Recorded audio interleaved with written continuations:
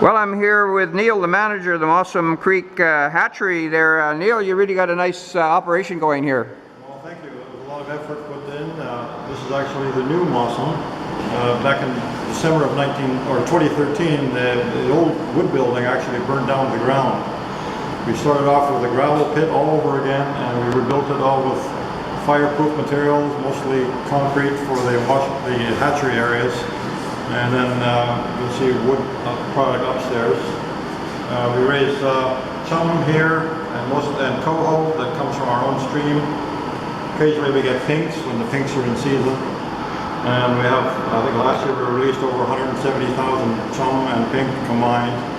And right now we have in the tubs raised until for release next summer, some 4,000 coho. These are some of the ones in the tank that we got right here then? That's correct.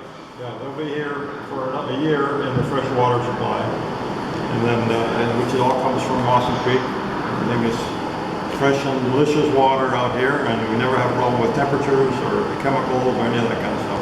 Now, you know, a building like this costs a few dollars. You must have had some good generous support from corporate businesses and that? Corporate was marvelous. They supplied us from everything from the FARs. We put all the cement in here.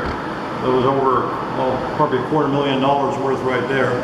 And then from all electrical suppliers and contractors and little kids that would bring in their money from the birthday gifts that their friends might have bought. They bring the cash instead, and then the kid brings the cash and gives it to us.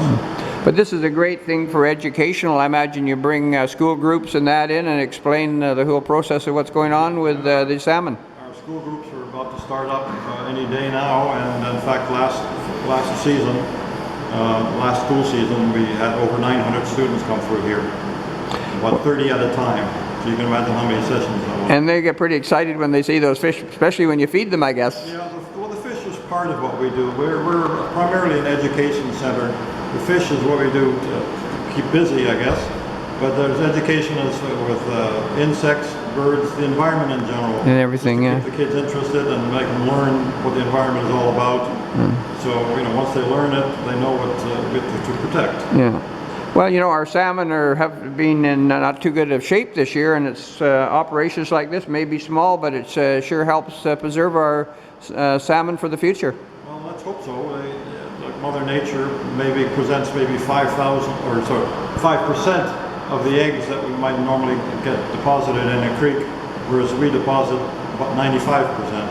So once again, the coho come first, like we're on what, the 22nd of September. When do your coho start to come? The coho we anticipate sometime mid-November.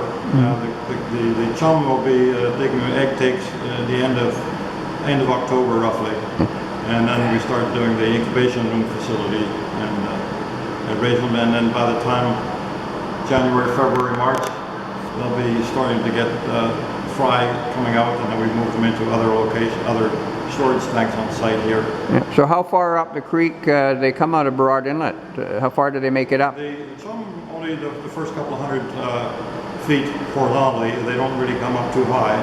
The coho have been known to come up to the stream here. I haven't seen too many because I'm busy inside for one thing, and there's been a lot of changes to the creek in the last couple of years because of storms.